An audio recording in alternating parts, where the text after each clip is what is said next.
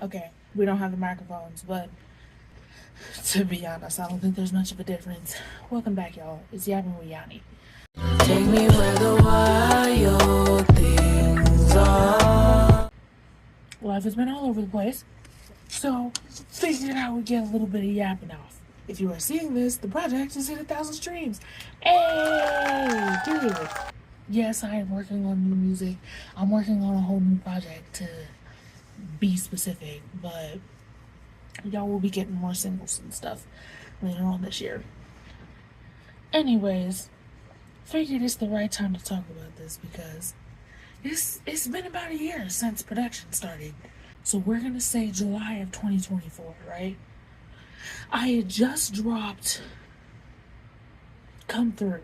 I think Come Through is about to be a year old here in a minute. And now before that though, I had already had ideas of doing a project. Like I said beforehand, I was working on a project a couple years prior. It was called Shadow Work. And I knew that I wanted to do that, and now that I had the resources to make it, you know, professional sounding, make it sound like me now that I know what the fuck I'm supposed to be doing. Come Through came out in July, Cold came out in August, and then I want to say Trouble with Phoenix dropped in September. After I dropped Trouble though, I already knew that I was going to sit my ass down somewhere and write a project. I wasn't releasing nothing else until the project was done, right? August of 2024, I was invited to do a art show, right? I was doing live painting. It was a really good creative night for me, right? That night, I sat down and I wrote the first song on the project, which was Satisfied, which is technically somewhere in the middle, right? I knew that it was going to be an interlude, but I wrote Satisfied based off of that whole day. I sat around and I saw all of these creative people who were expressing themselves in a way that I wanted to, and I was like, will I always just be in the background? Like, am I cool with doing that? Am I cool with being behind the scenes, or do I want to like make a name for myself, right? Like I said, when the project was first being created, it started off with 8 songs. No. It started off with 9 songs. In the end, I only ended up using about half of those original songs on the actual project, right? I spent the whole month of September kind of revitalizing the songs, right? And then I decided that I was gonna go and get started recording. I think we recorded Drowning first. We did Drowning and Ways to Breathe in the same night. So technically, those were the first 2 that we worked on, right? Because the homie Wishbone was on Drowning, so he couldn't stay the whole night, so I needed him to get his verse off. So he does his verse to Drowning. I do my original verse to Drowning. Couldn't tell you what it was. After I rewrote the verse, it was up from there. Did a rough draft of Ways to Breathe. Okay? At this point, I'm like really chilling at the studio. I'm starting to get really comfortable. After recording those 2 songs, I knew that I wasn't sticking with my original lineup. When I was like, oh, these are the 9 songs, don't know what way they were going. After I did those 2, I was like, we're gonna keep listening, because now I have an idea of kind of what I want the project to sound like, and some of these songs don't really match with the vibe of the way the project is going. So I immediately start rearranging shit, right? I think I took pretty much everything off the lineup except for the 3 that I already had. Satisfied was definitely going on there. Drowning and Ways to Breathe Part 2, go listen to the first one. Those were definitely going on there. Anything else after that, we're gonna take a quick intermission because it's hard for me to multitask. You know what the most irritating thing about having allergies is? I always wanted to be a veterinarian as a kid. How the fuck am I gonna do that if I'm allergic to pretty much everything? I'm allergic to anything with fur. I am allergic to weeds. I'm technically allergic to grass. Not super allergic, but like if I'm sitting down in the grass, like on some picnic type shit, after a minute I'm going to start breaking out knives. That is so stupid. It makes it impossible for me to want to do anything, dog. Oh my god. Couldn't tell you exactly what order I did this shit in whatsoever. Like, I know it wasn't really that long ago, but as far as rough drafts go, I couldn't tell you which ones really came first besides those. As we were finishing the songs, though, I had a pretty good idea about when the songs were ending. Keep writing. Hadn't been in the studio for a little while, only had some like rough drafts done. I knew off bat after listening to Drowning, I didn't like the original verse. And it was mainly just because I was like, I felt like I could do better as far as like wording went. And personally, I think the new verse got the point across a little bit better. It wasn't the worst way that it was written, but it felt lazy. And I was like, nah, this is me, bro. I need to make sure that it's exactly what I want it to be. Like, I want to make sure that there's no misunderstanding about how I feel when this project comes out. Wishbone sends me a beat one night and was like, and I was just telling him, I was like, yeah, that's a really cool ass beat. He was like, I think you should do something to it. And I was like, challenge accepted. And I wrote Not the Time. I wrote Not the Time in an hour. And it was like a total layup. Wrote that song so fucking quick. And it became the single literally that night that we recorded it. Somewhere in between time, I wrote Crazy.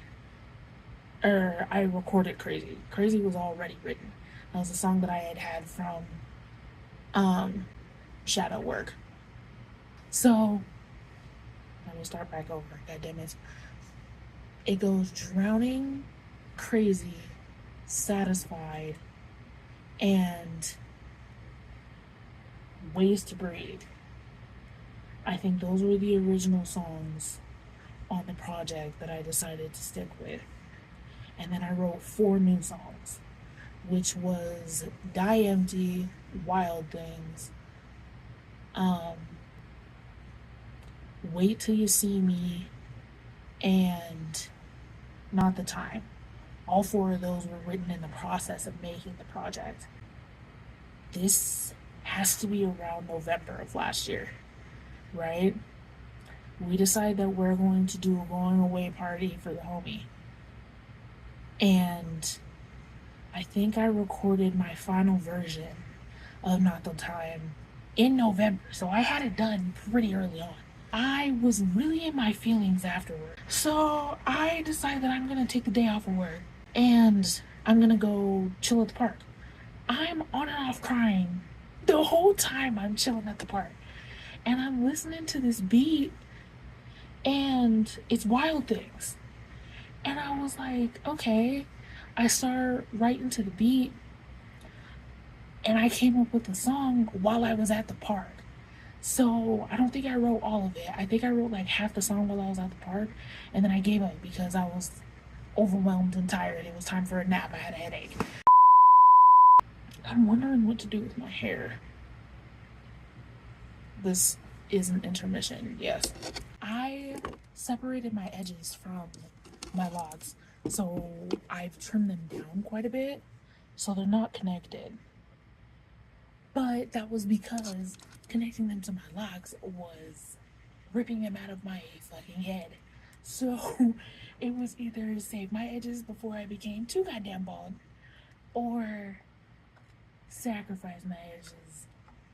And in all actuality, sacrifice the integrity of my lock too, because the locks that are on my temples were really thin, and so I combined them with the other thin ones that were right next to it.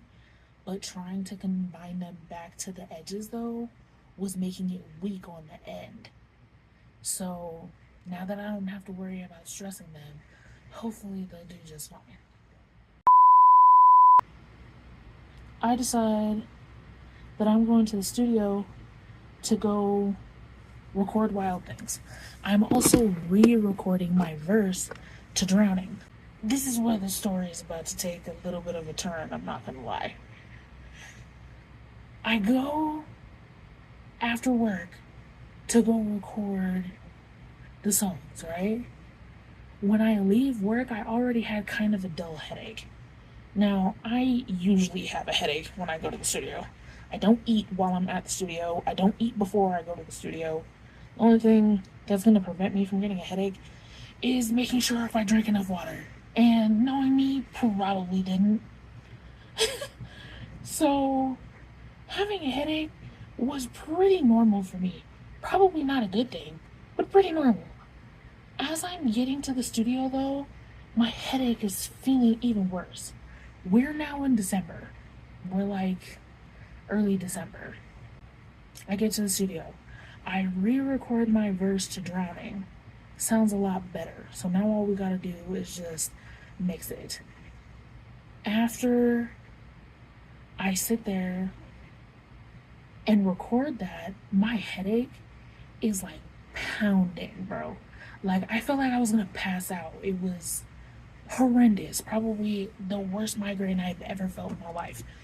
And I was about ready to call it quits. I was finna be like, hey, yo, the rest of the time that I paid for, we're gonna have to put that on a different day, cause my head hurts. Like, I, for real, didn't think I would be able to drive back home. It was so bad. But luckily my friend Ash pulled up with all the good shit. So she had brought me some coffee, which I didn't know helps with headaches. And then, because she's a mom, she had aspirin in her purse. I was like, hell yeah! Took the medicine, waited for my headache to stop hurting. And then, after that, I went in there and I recorded Wild Things. And I was like, oh my god. I was like hype as fuck, right? That was like the best night of the whole project when I was recording. Well, let's just say God has a way of trying to get your attention, right? Next day, I'm up early. I just get off the phone with my friend, and my mom comes knocking on the door. And I was like, hello, how you doing? I'm always a really upbeat, happy person. And my mom gets really sad, and she's like, your cousin passed away last night. And I was like, what? My cousin was not old whatsoever. She was 38 or just shy of 38. I want to say she just turned 38 last June. Y'all can't really see it, but yellow petal right there. She passed away while I was at the studio. Around the time that my headache had started getting real bad was when they found her body. It was just a shock. And I remember everything that I had been like irritated about earlier that morning, everything I had been worried about up until that point, literally just falling out of my brain. And I just sat there and I cried for a really long time. My cousin is the oldest girl. After her, there's like 5 boys, and then there's me. The timing of all things, I was like, I knew that headache was weird. I knew it like was trying to warn me of something, and it was like an instant switch. I say it and wait till you see me, but losing people that need me brought me straight down from space. I was on cloud 9, living the song artist lifestyle. I'm going to the studio, I'm making new friends. And for people who were here, just gone in a heartbeat, it felt wrong to want to keep focusing on the project without knowing what was happening, right? She assumed I was having such a nice time at the studio that she didn't want to ruin that for me. We had the funeral, and I cried for 2 weeks straight, just nonstop. I'm very thankful to have the people in my life who checked on me during that time period, keeping me moving forward. After that, there was nothing else on my brain but finishing the project. I felt like that was the only way to keep my mind from going nuts. Real shit. Ugh, we're gonna take a break. It's hot as fuck in here. Jesus Christ. And if it wasn't 10 o'clock at night, I would turn the air back on. Check in with you people. Anyway, that time period made me realize and reevaluate quite a bit of things in my life that I was prioritizing. And it was making me mad. I reevaluated a lot of things during that time period, right? We progress. It's now the end of December. It's specifically New Year's Eve. I think at that point I had all of the rough drafts, if not moving on to the final drafts of all of the songs. Except last second, I decided that the last song on the project was gonna need to be switched around. I didn't like the way it sounded with the rest of the project. To be honest, it was just too upbeat. Y'all will maybe get that song one day, but it would need to fit into something. So I decided I'm gonna rewrite my outro. And I was gonna talk my shit a little bit because, like I said, as soon as that happened, I just started to realize how many things were bothering me and like I was prioritizing with worrying in my life, when in all actuality I should have just told you bitches to kick it to the motherfucking curb and leave me the fuck alone. I got bigger problems to deal with than you hoes. I'm not gonna get too much into detail about that, but I got it off my chest. And on New Year's Eve, I wrote the last song on the project, or I recorded the last song on the project, and it was Wait Till You See Me. Now I was mad as fuck when I recorded that song. Some of y'all maybe were asking earlier when I said that I don't eat before I go to the studio, nor do I eat while I'm at the studio. And this is exactly why. I went to go record Wait Till You See Me, and I hadn't ate before I got to the studio. I recorded the 4-part harmony that you hear in the beginning. Sounds fire. Afterwards, we take a break. I go downstairs, and there's like a taco shop right outside the studio. Ain't ate in I don't know how long, to be honest. Studio days, I fuck around and not eat like 24 hours. Some bullshit. But I was like, I'm hungry. Why don't I go get me some tacos? Ruin my whole fucking night. I go back upstairs after eating the tacos. I try to record the verse. Voice fucked up. Goddamn acid reflux got my voice fucked up. So now I can't hit the specific notes that I need to hit. And I'm like, bro, project was projected to be out February. Now, things don't happen that way. So, project ended up getting pushed out until March, which I was fine with.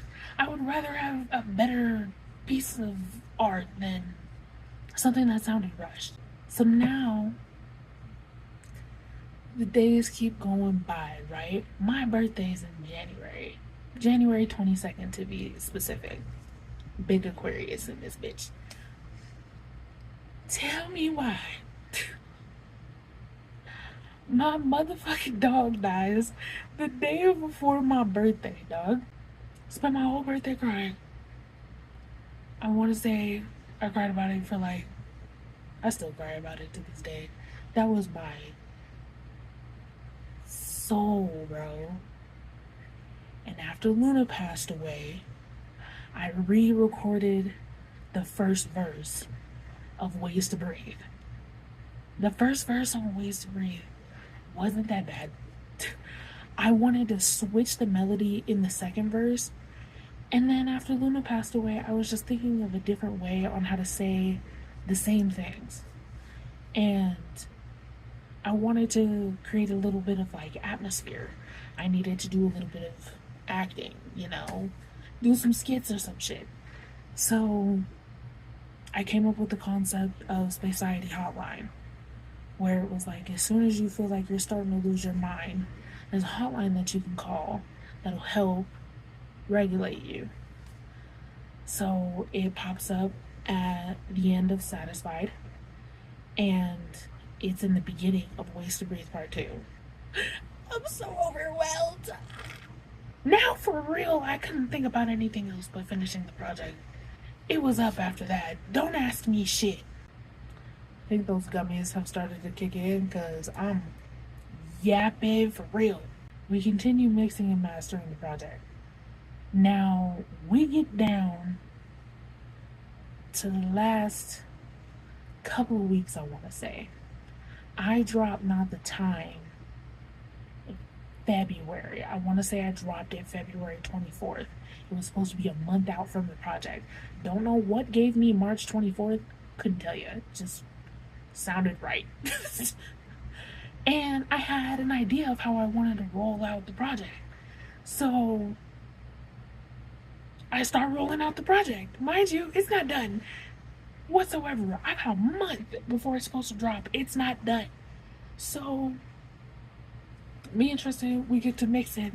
The next few studio sessions that I'm coming in for are just mixing sessions. I'm not adding any vocals or anything like that. We're just trying to get the songs done. So we get to the last fucking song, dog. We have Wait Till You See Me. I need to record the right version because the first time that I recorded it, fucked up vocals. I need to record the right version, and then we needed to mix it. And then we were gonna go in and try to mix Drowning for the fucking 6th time. Drowning was giving us so many goddamn problems, I couldn't tell you why. For whatever reason, my verse is just not mixing correctly. The new verse that I recorded, I'm hitting a lot of weird notes. I'm not gonna hold you. I do that on purpose because of the type of voice that I'm in. But any other song we were working on had no other issues. This one just wanted to be a bitch. So we sit there, we work on it damn near all night, give up. We're like, we're just gonna have to come back to it tomorrow. Come back the next day. We decide that we're going to take some of the auto-tune. The auto-tune and the filters were not working correctly. Some people have said that the project sounds really dreamy. Yeah, it's one of the filters that we put on my vocals on purpose. It's supposed to sound dreamy. That's how my voice sounds. So the dreaminess wasn't working with the pitch corrector. So we took pitch correct off and it sounded better. Like, what the hell is the part? It's the If I Fall Who Tells Our Story. Yeah, that part doesn't have anything on it. We just left that part raw because that was the part that was giving us so many fucking issues. Finally, we got a decent version of Drowning to be able to write off. Cool, the project is done. We're like 2 weeks out from the project being done, bro. Or the project's supposed to drop. I immediately go to update everything, and now we're just waiting for the drop date. And the closer we get, the more surreal that it feels. And it came out so phenomenal. I have been listening to it over and over again, and I was just hoping that the people that would listen to it, I'm getting better. Never been an edges bitch, but I'm getting better.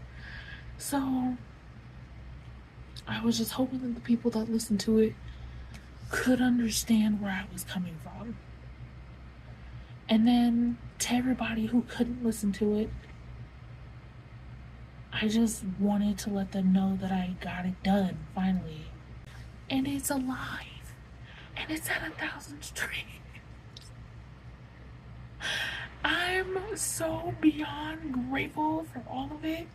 And it's been nuts. I haven't really wanted to like move past it too quickly because it deserves its time to linger, right? But I'm so happy. And I'm so excited to see where this goes next. SPAXIETY was a roller coaster of emotions. There's a lot of things that happened in between time that had nothing to do with music, so I wasn't going to bring it up. But man, to see it now, what? It came out in March, so we're like 4 or 5 months removed, and it's at 1,000 streams. Oh my gosh. I did just realize that I did forget to talk about the intro.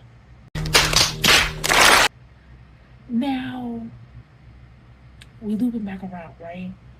The intro, as y'all have probably guessed, if you watch my shit, you probably know who my family is. My dad is on the intro, right? As I'm letting him listen to Drowning, this is before I re-recorded the verse, I'm letting him listen to it, and he's just like, yeah, this is a vibe, right? And he was just feeling so like inspired by it. I had the beat to Die Empty just kind of sitting in my vault. I knew it was going to be the intro, but I didn't know how I was going to approach it yet. So he's talking about he's inspired. He's just kind of freestyling to Drowning. So I was like, hey, since you're feeling so inspired, listen to this. And I started playing the beat for him, and he was like, oh yeah, this is a vibe. Within like 30 minutes, I want to say, he had written his verse to it. And I was like, hell yeah, bro. Got a little bit of spoken word on there. If y'all listen to my dad, you know that that is not the type of music that he does. But he has been experimenting. And he did phenomenal. I was so hyped. I wrote my parts to it after him.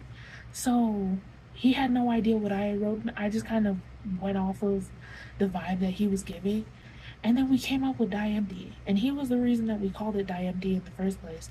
Because he was like, he says in one of his songs, but like, I no longer sell game, I just give it to them.